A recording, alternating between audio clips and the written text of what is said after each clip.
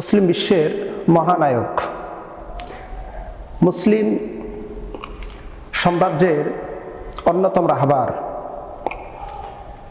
ইসলামী সর্বোচ্চ বড় নেতা আতাউল্লাহ খামেনি, ইরানের প্রেসিডেন্ট, তিনি শাহাদাত বরণ করেছেন।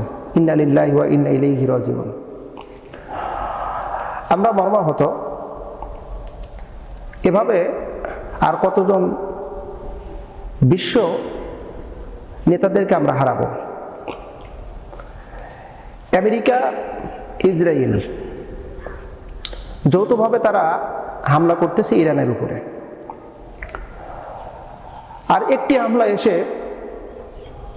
পড়ল আতাউল্লাহ খামেনির বাড়িতে, তিনি শাহাদাত বরণ করলেন। আমরা এভাবে অসংখ্য মুসলিম নেতাদেরকে হারিয়েছি। অবশ্যই এই হারানোর পিছনে মূল দায় কারা?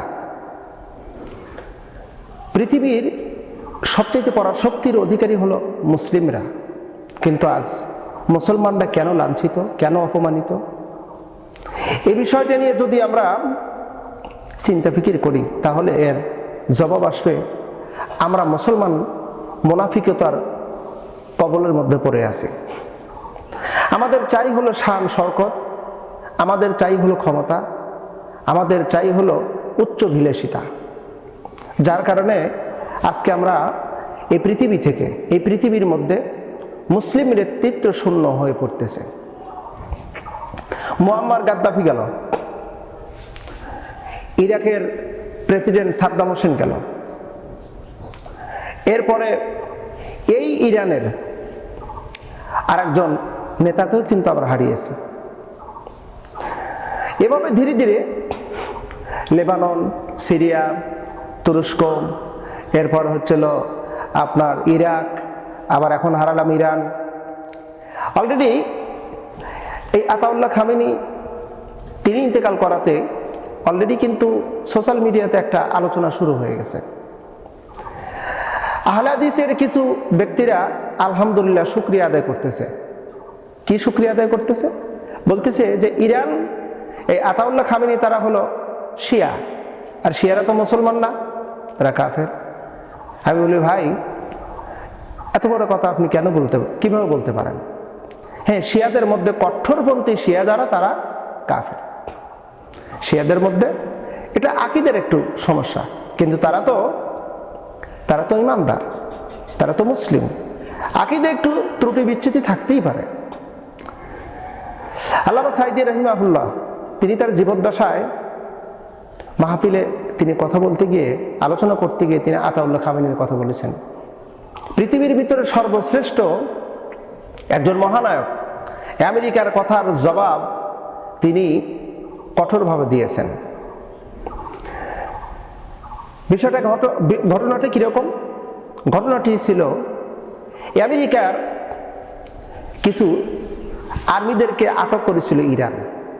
আমেরিকা থেকে বার্তা আসলো ইরানে আতাউল্লাহ খামেনির কাছে যে আমার সৈন্যদেরকে তোমরা গ্রেফতার করেছো, তাদেরকে ছেড়ে দাও। যদি ছেড়ে না দাও, তাহলে আমার আমেরিকা থেকে যে ধরনের খাদ্য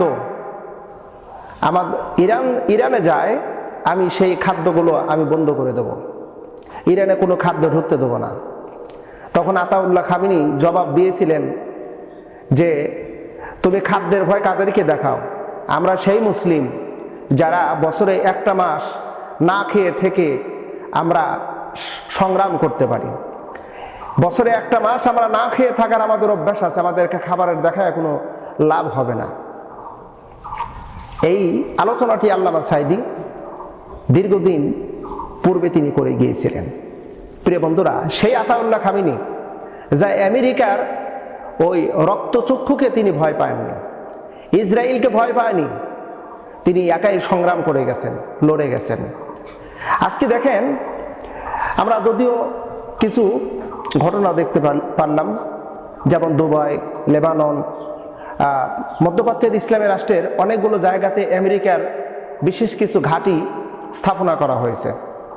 ইরান সেই সমস্ত ঘাঁটিতে আক্রমণ করেছে, কারণ আমেরিকার কোনো অস্তিত্ব মধ্যপ্রাচ্যের ইসলামী রাষ্ট্রে যেন না থাকে, এটা হলো আতাউল্লাহ খামেনির চিন্তা ফিকির ছিল। আজকে সৌদি আরব থেকে শুরু করে ইসলামী মধ্যপ্রাচ্যের ইসলামী রাষ্ট্রগুলোর সমস্ত শাসকেরা যদি ঐক্যবদ্ধ হয় এবং এ মর্মে যদি সিদ্ধান্ত গ্রহণ করে যে আমেরিকা অথবা ইসরায়েল অথবা রাশিয়া অথবা ভারত পৃথিবীর কোনো মুসলিম রাষ্ট্রের উপরে আক্রমণ করতে পারবে না, যদি আক্রমণ করে আমরা এটার প্রতিহত করব।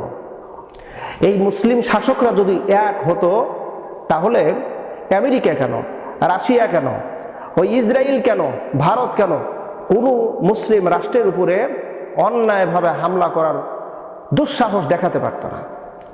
কিন্তু বড় আফসোস হয়, এই মধ্যপ্রাচ্যের ইসলামী শাসকগুলো এরা আছে ক্ষমতার লোভ নিয়ে, এরা নারী নিয়ে, উচ্চভিলাষী নিয়ে, এটা নিয়ে তারা মত্ত হয়ে গেছে, পাগল হয়ে গেছে।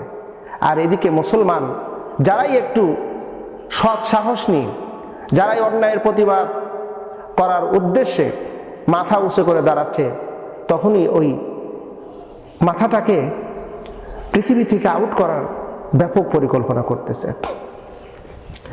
পরিশেষে আমরা ইরাকের প্রেসিডেন্ট আতাউল্লাহ খামেনির রুহের মাগফিরাত কামনা করি। মহান আল্লাহ সুবহানাহু ওয়া তাআলা তাকে জান্নাতের উচ্চ মাকাম দান করুক, আমিন সুম্মা আমিন।